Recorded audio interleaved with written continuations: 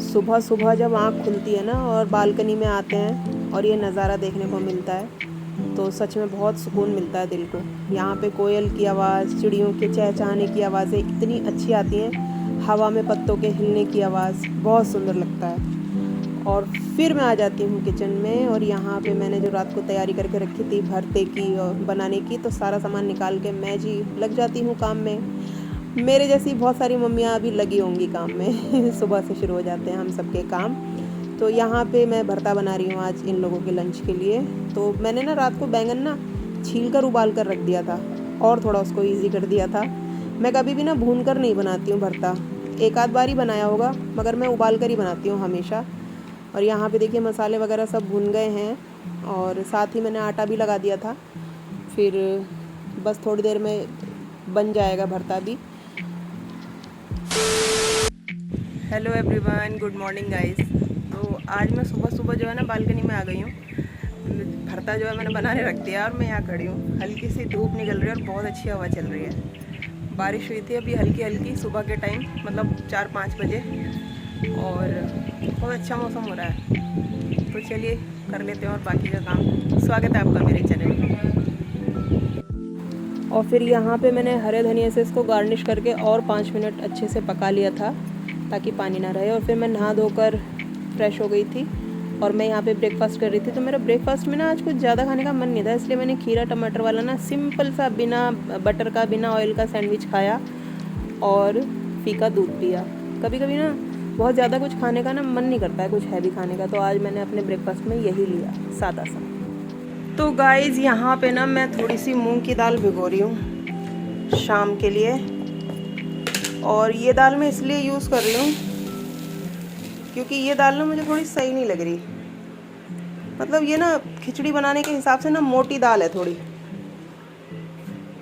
तो ये मुझे अच्छी नहीं लग रही। तो इसको ना मैं धो के भिगो दूँगी अच्छे से और थोड़े इसके ना मंगोड़े बनाऊँगी और हो सका तो इसकी सब्ज़ी भी बनाऊँगी।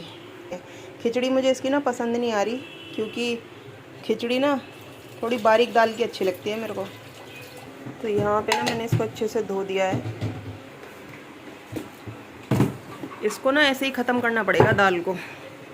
और ये देख लो आप, सामने ना पार्क में जामुन का पेड़ है।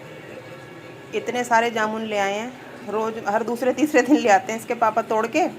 और आज मैंने ना इन तीनों को लंच में भी डब्बी भर भर के पैक करके दिया है कि भाई थोड़ा खा लेना लंच ब्रेक में। और ये बहुत टेस्टी जामुन है, इतने मीठे हैं, देखो कितने पके हुए हैं। थोड़े से बेच दूँगी शाम को।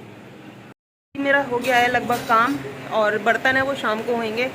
एकदम से इतना बर्डन नहीं लेती हूँ मैं कि भाई तुरंत ही करो, पहले लेती थी। मैं आपको एक बात बताती हूँ, ऐसा होता है कि जो औरतें होती हैं ना, जो हाउस वाइफ्स होती हैं, वो कहीं पे भी ना गिनी नहीं जाती हैं, अनकाउंटेबल होती हैं। वो उनकी कहीं गिनती ही नहीं होती है ना।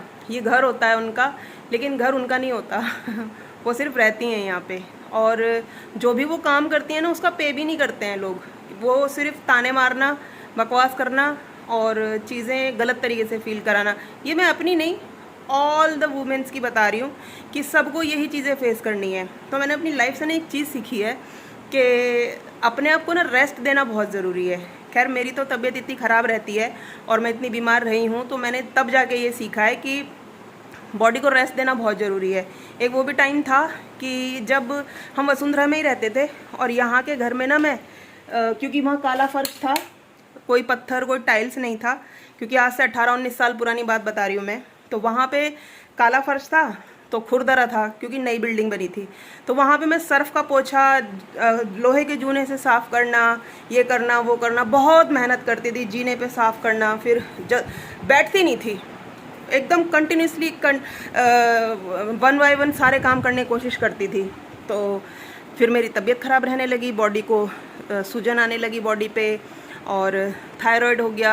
अपना ध्यान देना बंद कर दिया, चीज़ें बहुत चेंज हो गई। मैं अपना ध्यान रखती हूँ अब, तो मैं ना अपने आप को रेस्ट देती हूँ। तो मैं आपसे भी यही कह रही हूँ कि रेस्ट ले लेके काम करा करिए, कभी भी कंटिन्यूसली मत करिए। आपसे कोई पूछने वाला नहीं है, क्योंकि मेरी तो माँ है ही नहीं और सबकी माएँ सबके साथ रहती नहीं है। तो सिर्फ माँ पूछती है कि आप बेटा तूने कुछ खाया या तू कैसी है, या जो भी माँ पूछना चाहती है।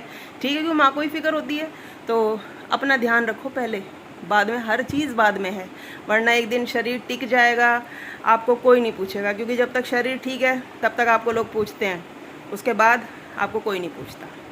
ठीक, तो ये मेरा आज का ज्ञान था कि पहले अपना ध्यान रखो। तो चलिए, मैं अब आपसे मिलूँगी थोड़ी देर बाद, तब तक मैं कुछ और कर लेती हूँ। Later that same evening.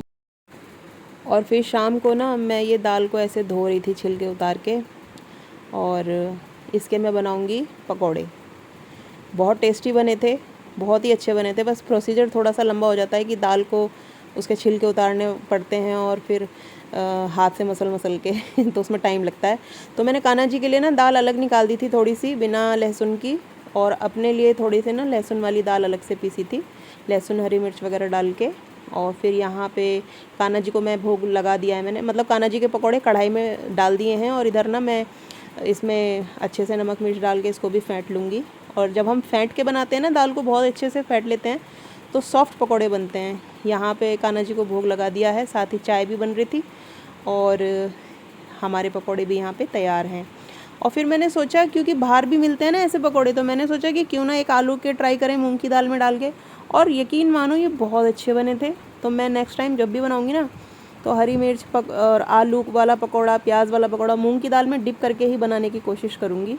कुछ नई वैरायटी का बनाऊँगी जब अगली बार बारिश होगी। तो यहाँ पे पकौड़े हमारे जो हैं बन के तैयार हैं।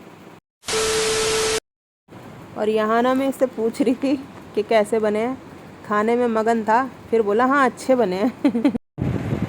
तो गाइज़ ये ना मैंने आलू डाल के बनाया, आँख में कुछ गिर गया। तो ये ना मैंने आलू डाल के बनाया है, ठीक है। और ये इतना टेस्टी बना है, एक ना मैंने खा के देखा है अभी, ये बहुत अच्छा बना है। जो हम बाज़ार से लाते हैं ना दाल वाले पकोड़े जो बिकते हैं, सेम वैसा ही टेस्ट है। और पता है वो 400 रुपये किलो मिलते हैं।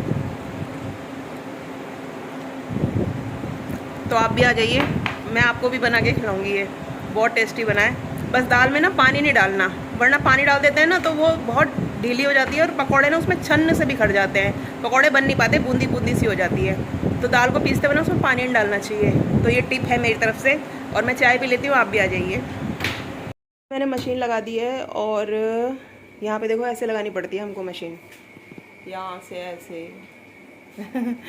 और अब इसमें 48 मिनट बाद कपड़े धुल जाएंगे, सुबह इसको सुखा देंगे। जी रात का लास्ट काम था ये।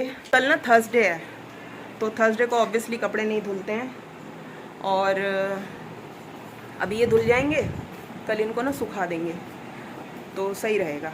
इकट्ठे हो जाते हैं ना तो फिर बेकार ही रहता है। तो गाइस हमने जो है ना पकोड़े खा लिए थे चाय के साथ, और रात को ना हमारे यहाँ पे पता नहीं क्या है कि 2 या 3 या 4 रोटी ही बनती है। इतना कम खाना बनता है तो कोई खाता ही नहीं है, किसी को खानी है तो एक आधी खाएगा। तो मैंने और प्रियंका ने खाना ही नहीं खाया, इसके पापा ने 1 रोटी खाई, कान्हा जी को भोग लगाया। नन्नू जो है वो आज नानी के घर गया है, और गौरव ने भी नहीं खाया क्योंकि पकोड़े खा लिए थे। तो गाइज़ अब हमारा जो है आज का दिन ये यहाँ पे अब कपड़े वपड़े हो जाएंगे, तो उन्हें मशीन को बंद करके फिर हम सो जाएंगे। तो मैं इस व्लॉग का एंड कर रही हूँ। मैं आपसे मिलूँगी नेक्स्ट व्लॉग में, तब तक आप अपना ध्यान रखिए और रोज़ की तरह डिहाइड्रेशन से बच के रहिए, पानी पीते रहिए, और बस मिलते हैं कल। Bye bye, good night.